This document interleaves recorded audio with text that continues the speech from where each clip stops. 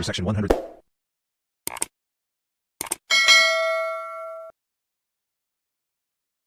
আচ্ছা জান, তোমার বাবার মাথায় কোনো চুল নাই কেন? আরে সৎ এবং বুদ্ধিমান লোকের মাথায় চুল সবসময় কমই থাকে। ও, তার মানে এতদিনে বুঝলাম তোমাদের মেয়েদের মাথায় চুল এত ঘন কেন।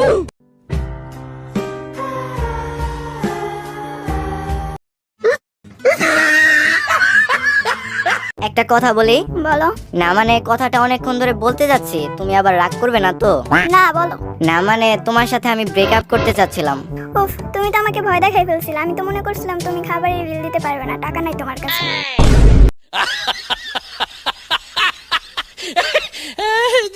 ওগো, জলদি করে আমাদের সব দামি জিনিসপত্রগুলো লুকিয়ে ফেলো, আমার কিছু বন্ধু বাড়িতে আসছে। কেন, তোমার বন্ধুরা কি সেই সব জিনিস চুরি করে নিয়ে যাবে? না, তারা নিজের জিনিসপত্রগুলো চিনে ফেলবে।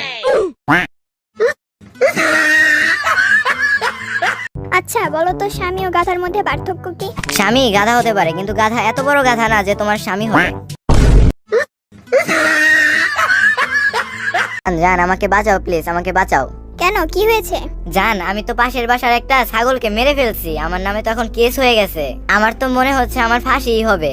যেভাবে পারো আমার ফাঁসিটা ঠেকাও, আমাকে যাবজ্জীবনের ব্যবস্থা করো, যত টাকা লাগে আমার অ্যাকাউন্ট থেকে নিয়ে নিও। একটা ভালো উকিল ধরো জান।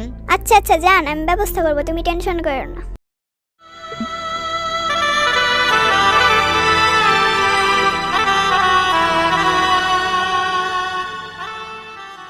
জান, এই যে আমি ছাড়া পেয়েছি। কেমন আছো তুমি? এই তো জান, আমি ভালো আছি, তুমি কেমন আছো? আমি তো এখন অনেক খুশি, আমার ফাঁসি হয়নি। জান, আমার জন্য তোমার অনেক কষ্ট হয়েছে তাই না?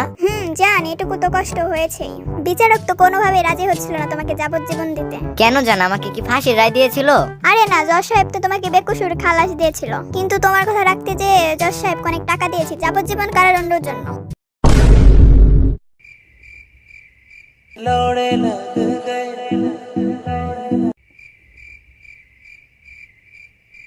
लौड़े लग गए